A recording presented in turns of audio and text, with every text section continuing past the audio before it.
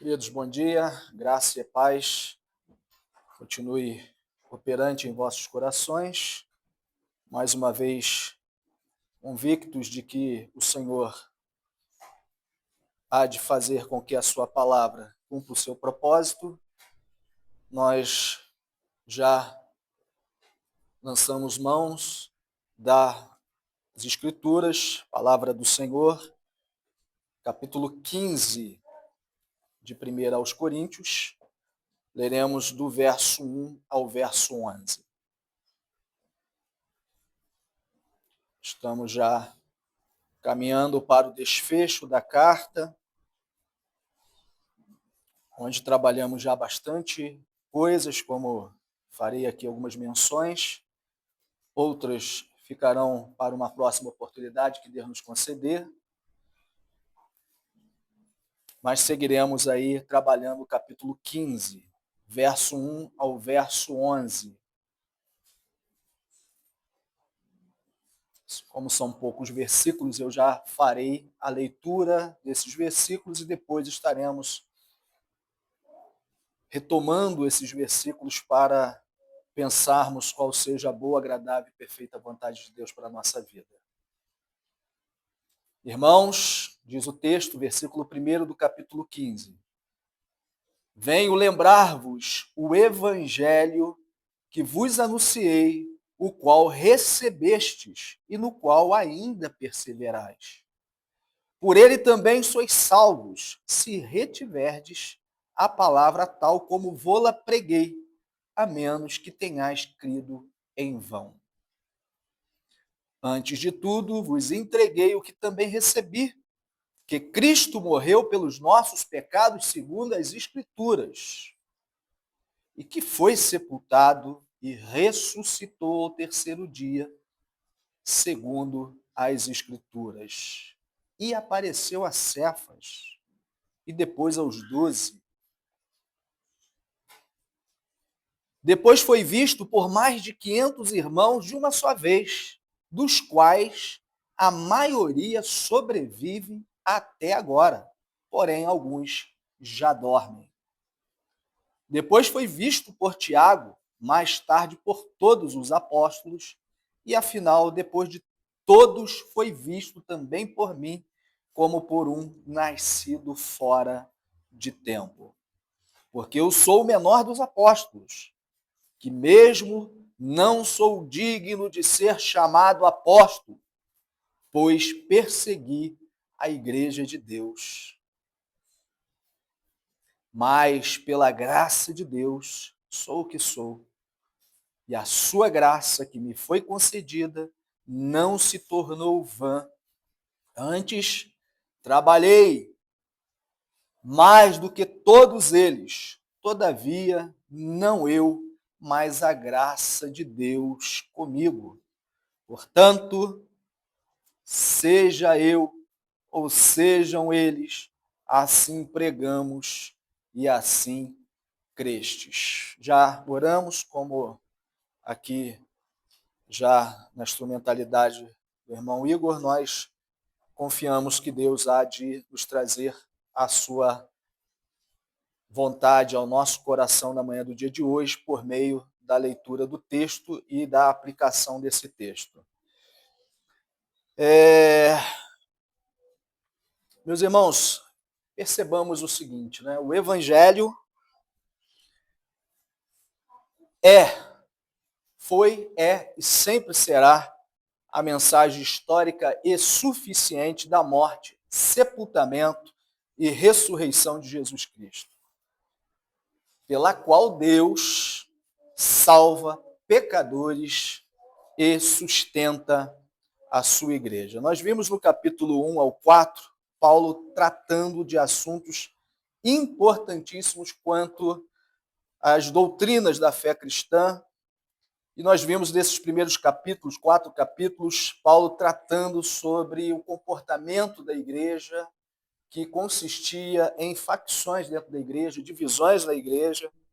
Os capítulos 5 ao 7, nós perpassamos Paulo trabalhando a questão da disciplina e, consequentemente, uma igreja disciplinadora é uma igreja que também vive a santidade para a glória de Deus. Os capítulos 8 ao 10, nós percorremos Paulo tratando sobre a liberdade cristã. E os capítulos 11 e 14, Paulo dedicou a orientar a igreja a respeito do culto público, a ordem do culto, a prática e uso dos dons espirituais.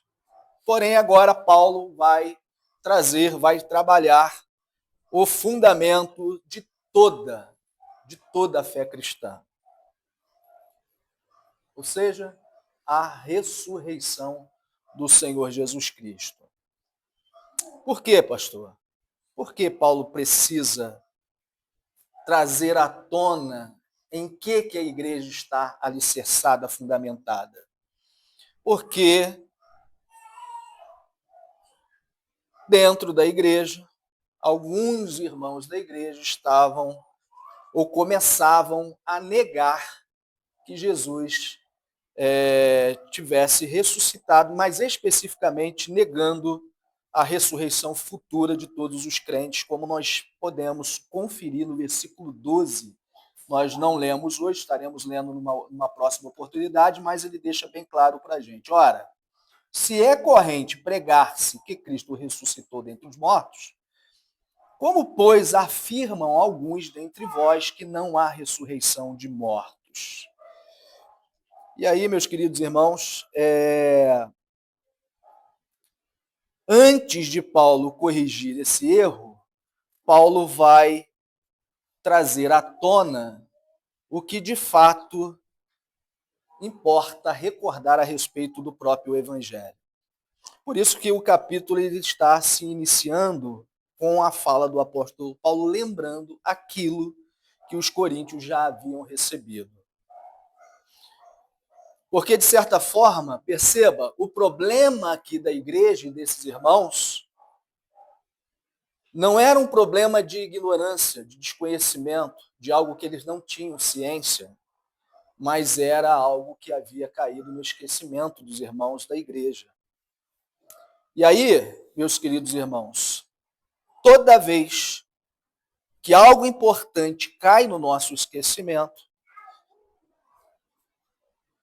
e eu digo o nosso esquecimento no sentido da igreja, a igreja perde a sua base e a sua estrutura. Quando a igreja perde o seu foco, a vista, ou de vista o evangelho, é fato que ela se torna propícia a todo tipo de problema. Todos os problemas acabam advindo desta falta de amparo, de estrutura do próprio evangelho. Com isso, meus irmãos, é importante dizer que a morte substitutiva de Jesus e a sua ressurreição corporal, importante dizer isso, é a base, o fundamento, o objetivo da salvação de todo o eleito do Senhor Jesus. Por isso que nós vamos encontrar aqui palavras como evangelho, que significa boas novas, que significa a proclamação da vitória do nosso rei, assim como consiste numa visão mais abrangente do próprio livro de Apocalipse, onde Cristo sobressai sobre todos e todas as nações e em todos os momentos como vitorioso, como aquele que há de triunfar. E aí nós temos palavras que nos ajudam a entender e a pensar nessa base que a igreja precisa lembrar que ela está firmada, da sua ressurreição, que é a base da nossa esperança cristã. Com isso, meus irmãos, o evangelho não consiste em outra coisa a não ser naquilo que foi testemunhado a respeito da obra redentora do Senhor Jesus.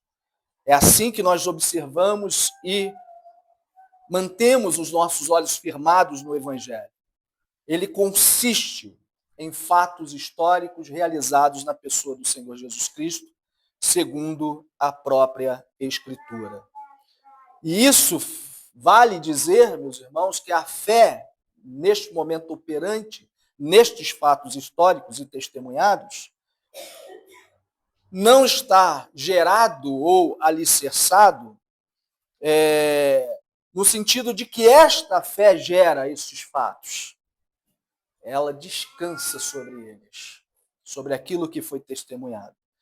Por isso, Martin Lloyd Jones diz o seguinte, abre aspas, o cristianismo é essencialmente uma religião histórica e de que as verdades que nós cremos como crentes estão solidamente baseadas em fatos. E aí, meus irmãos, com isso a gente passa a olhar para esse texto onde Paulo começa a colocar aqui um direcionamento importantíssimo para a nossa perspectiva como igreja. No que deve consistir a nossa perspectiva, a nossa visão, a nossa esperança, a nossa fé?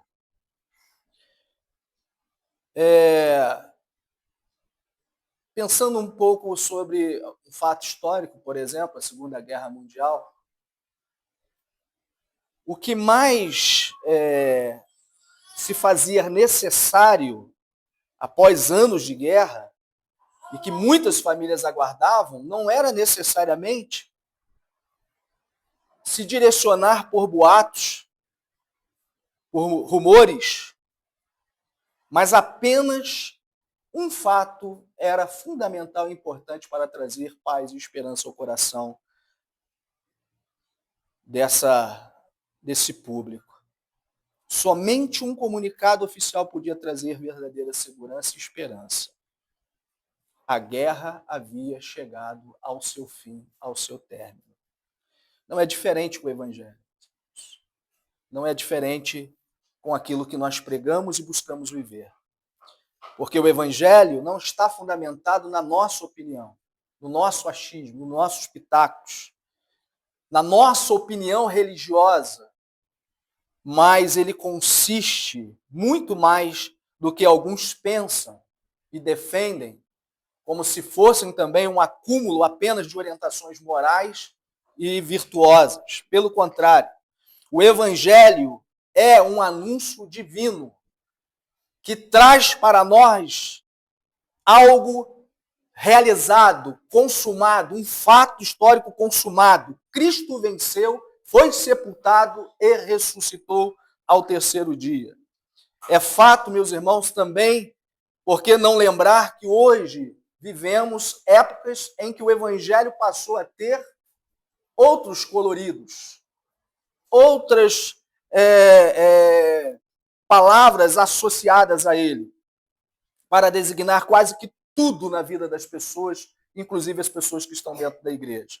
Passou a ser sinônimo de prosperidade, de autoestima, sucesso pessoal, experiências emocionais, quem sabe, talvez, braços de determinadas perspectivas científicas, um tentáculo da sociologia. Mas Paulo vai mostrar aqui, meus irmãos, vai lembrar à igreja que o Evangelho possui um conteúdo objetivo e, portanto, imutável. Ele não consiste, em primeiro lugar, no que nós devemos fazer para Deus, mas sim no que Deus realizou e fez por nós. Esta é a notícia. E essa notícia, ela mudou o rumo da história.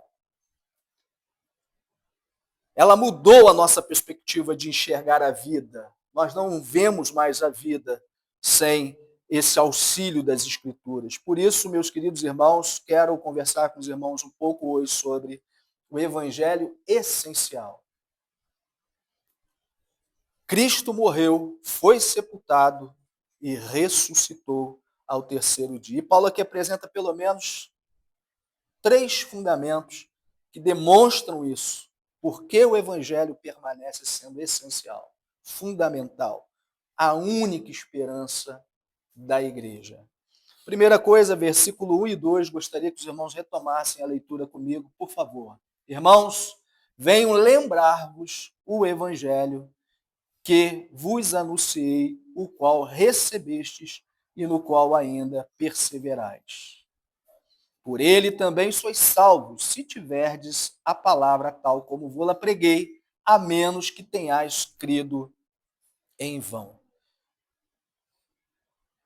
Perceba, meus irmãos, que o evangelho, segundo a perspectiva do apóstolo Paulo, deve ser recebido, conservado, e nele devemos perseverar por meio da fé.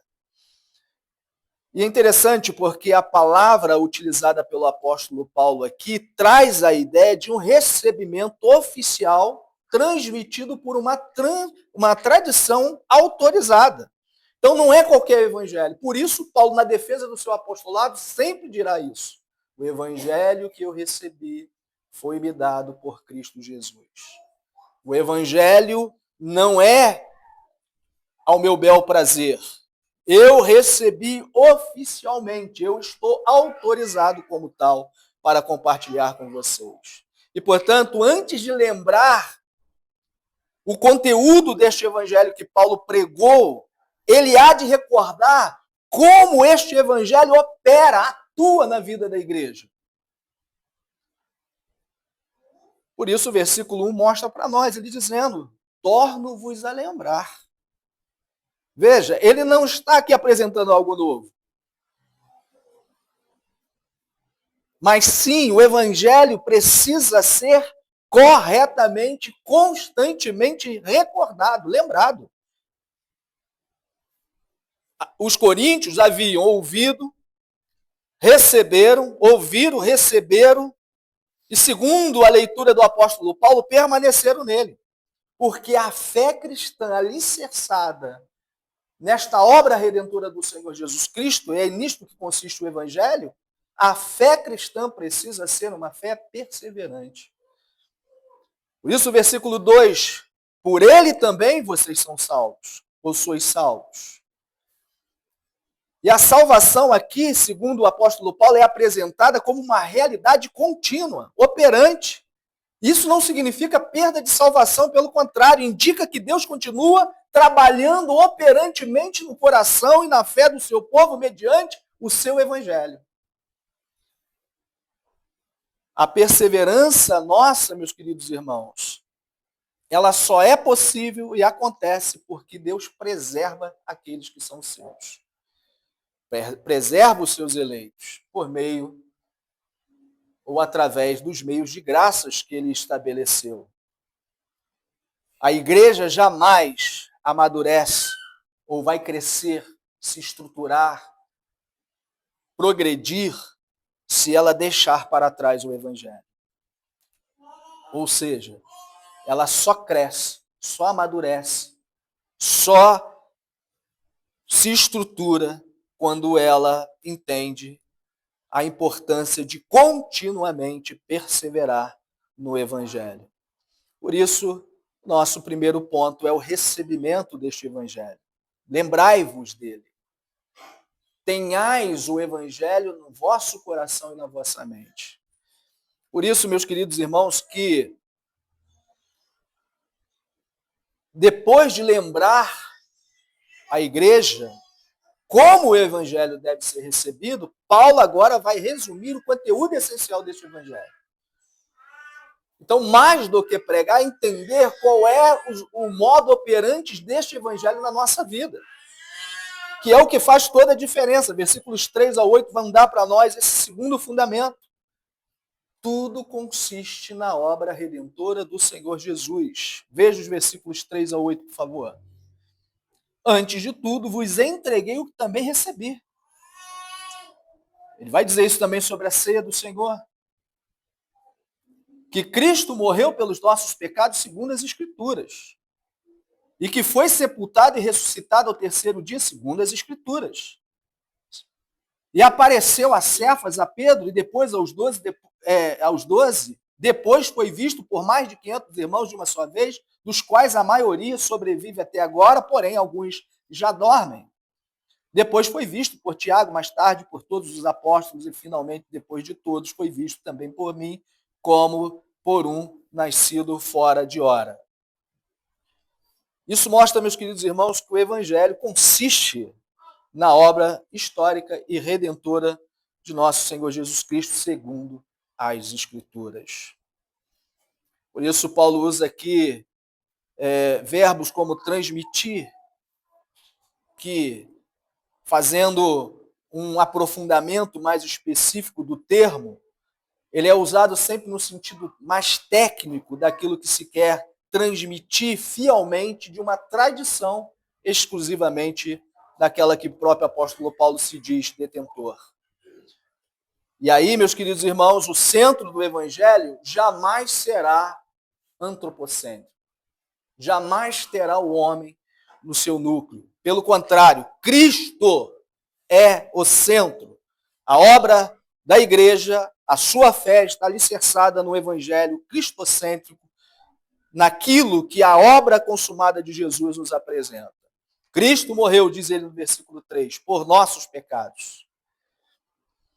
Aqui fica claro que o coração da expiação é substitutiva. Cristo morreu por nós, por nossos pecados. E a expressão pelos nossos pecados é interessante, porque ela indica, de fato, a substituição, em que o santo, o Cordeiro puro, imaculado, morre por nós, pecadores. Ele morreu, nos substituindo na cruz do Calvário, como diz Isaías capítulo 53. Foi sepultado, diz o versículo 4. E interessante, por quê? Porque isso confirma algo importantíssimo para a nossa matéria de fé. O sepultamento mostra, afirma, confirma, autoriza literalmente a realidade da morte do Senhor Jesus. Mostra também, confirma a humanidade de Cristo. Aparentemente mostra a cruz sobressaindo sobre a pessoa do Filho, mas a vitória foi certa, ele ressuscitou ao terceiro dia. E a sua ressurreição também confirma para nós que o seu sacrifício foi aceito, ele obteve vitória sobre a morte, ele garante, segundo Romanos 4, 25, justificação ou a justificação dos eleitos de Deus. Tudo isso para dizer, meus irmãos, que tudo aconteceu segundo as Escrituras. Nada foi acidental. Os fatos não se construíram a partir de acidentes de percurso. Pelo contrário, tudo fazia parte dos decretos eternos de Deus. E Paulo, então, apresenta para assegurar a veracidade desses fatos, dizendo, testemunhas foram, se apresentaram para testemunhar de fato. Pedro, apareceu a Cefas, a Pedro, diz o versículo 5 ao 8, depois aos 12, depois a mais de 500 irmãos juntos, e diz ele, dos quais muitos ainda vivem, outros, porém, já dormem. Apareceu a Tiago, a todos os apóstolos, e finalmente também apareceu a mim. Isso, meus irmãos, para atestar que o evangelho, o cristianismo, repousa sobre testemunho histórico verificável. Nossa fé não está firmada, meus irmãos, em pitacos, em narrativas falaciosas. Pelo contrário, ela repousa em acontecimentos reais e testemunhados, e não está fundamentada em experiências subjetivas. Pelo contrário, por isso Paulo afirma e mostra que o evangelho pode, sim, ser o poder de Deus para a transformação de todo aquele que o recebe. Ele mostra que este evangelho transforma completamente aqueles que o recebem. Por isso, versículos 9 ao 11 mostra esse terceiro fundamento, a graça de Deus que nos alcançou. Veja comigo rapidamente. Porque eu sou o menor dos apóstolos. que mesmo não sou digno de ser chamado apóstolo, e ele dá o nome do seu pecado, porque eu persegui a igreja de Deus. Mas pela graça de Deus sou o que sou, e a sua graça que me foi concedida não se tornou vã. Mas antes trabalhei muito mais do que todos eles. Todavia, não eu, mas a graça de Deus comigo. Portanto, seja eu ou sejam eles, assim pregamos e assim crestes. O evangelho transforma pecadores em servos pela graça soberana do Senhor. E graça sempre será entendida por nós como esse favor, essa destra de solidariedade de Deus estendida ao nosso favor. É uma ação soberana de Deus. Por isso, meus irmãos, Cristo morreu e ressuscitou para transformar as nossas vidas pela sua graça. É isso que Paulo lembra, versículo 9. E não há como fugir do seu passado. Pelo contrário, foi perseguidor da igreja. Não está minimizando aqui o seu pecado. Pelo contrário, está expondo. O meu pecado foi esse, perseguir a igreja do Senhor. Mas pela graça de Deus, diz ele no versículo 10, sou o que sou. E veja, meus irmãos, a humildade e a seriedade com que o apóstolo Paulo encara este evangelho. Podemos dizer que esta é uma das maiores declarações da soberania, da graça de Deus em toda a Escritura.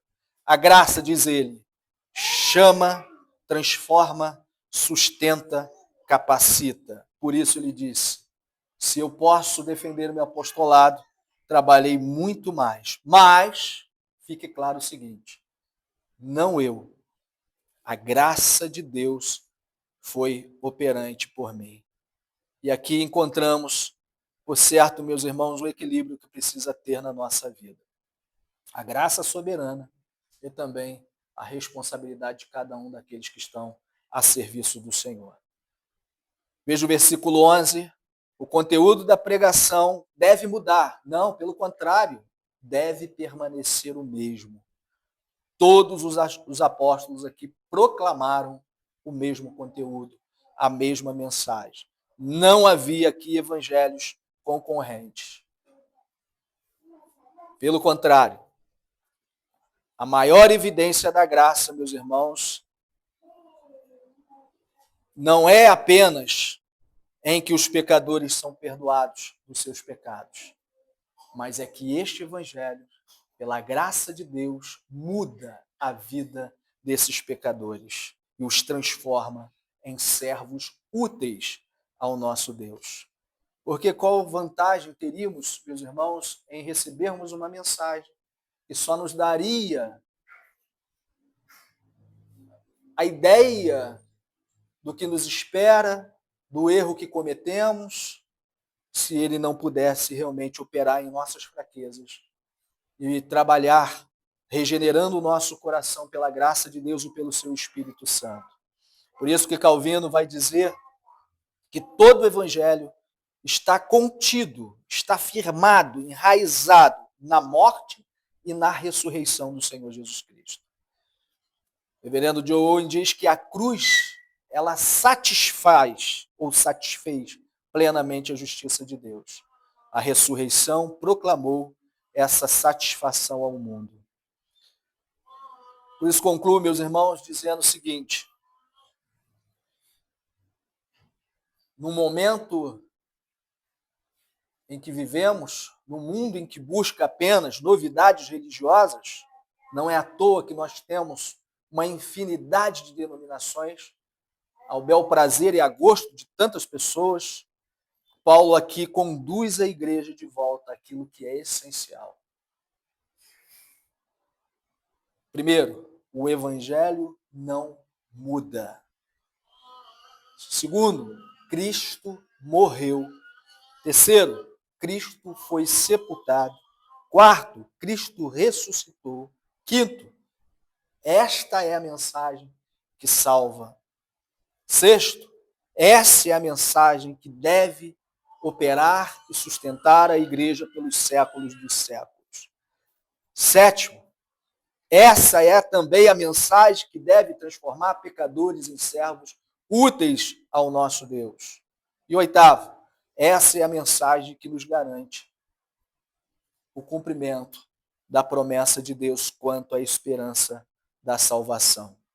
A igreja jamais será forte sem sua fidelidade ao evangelho que foi pregado, que foi ensinado.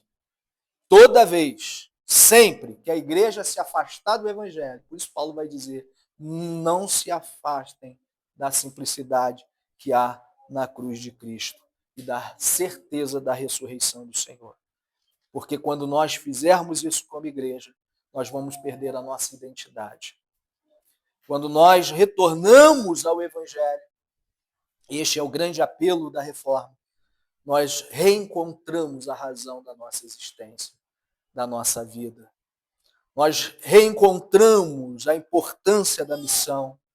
Nós reafirmamos os pés na esperança da promessa de Deus por nós. E nós encontramos o nosso sentido de existir, a nossa razão, o nosso porquê estarmos aqui. Por isso, apliquemos, meus irmãos, permaneça diariamente no Evangelho. O Evangelho não é apenas a porta de entrada da vida cristã. Ele é o caminho por onde nós, os eleitos de Deus, devemos andar todos os dias. Segundo, confie na suficiência da obra redentora de Jesus Cristo. Sua salvação não está fundamentada nos nossos méritos. Pelo contrário, está fundamentada na obra redentora do Senhor, na sua morte, na sua ressurreição, na sua vida. Terceiro e último, viva como alguém transformado pela graça. Porque a mesma graça que nos perdoa, que nos santifica, ela também nos fortalece e nos envia para servirmos como fiéis servos nesse serviço do nosso Deus. Que assim o Senhor nos ajude e nos abençoe. Quero estar orando com os irmãos, convido a quem pudesse colocar em pé para estarmos agradecendo o Senhor nesse momento por sua palavra e orando. Queremos, ó Deus, enaltecer o teu nome mais uma vez, por tua infinita misericórdia e bondade sobre nós. Queremos te agradecer, ó Deus, pelo evangelho de nosso Senhor Jesus Cristo, Senhor, que nos vem muito mais do que uma narrativa contada de fatos heróicos, ó Deus, de alguém digno de epopeia. Pelo contrário, Senhor, esse evangelho narra a história do nosso Salvador, conta o seu momento,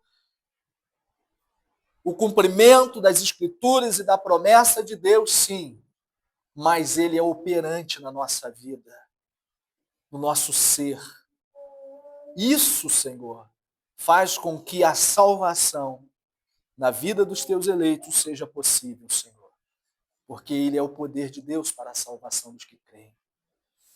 Ele não só nos traz as boas novas, mas ele nos capacita para receber os efeitos benéficos da morte, da ressurreição e da vida do nosso Senhor Jesus Cristo.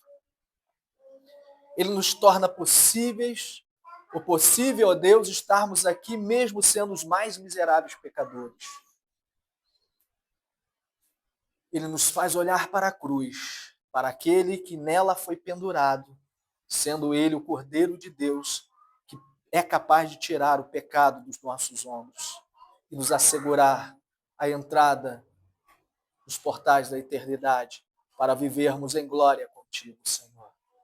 Nós te agradecemos por tua palavra, que nos anuncia Jesus e que nos alimenta, porque ele é o próprio alimento do nosso Senhor Jesus Cristo. Ele se torna para nós o pão nosso de cada dia. E nós te louvamos por isso, Senhor, pela eficiência da tua palavra, que nos sustenta e nos mantém de pé, perseverantes na tua presença, mesmo não merecendo absolutamente nada, Senhor. Muito obrigado, Senhor. Sustenta a tua igreja. Fortalece a tua igreja por meio deste evangelho, por meio da escritura sagrada, por meio, Senhor, desta palavra que passarão os céus e a terra, mas ela permanecerá o mesmo evangelho, que devemos crer, que devemos viver e devemos ensinar, Senhor. Oramos e agradecemos em nome de Jesus, o nosso Senhor e Salvador, que vivo está para todos sempre. Amém.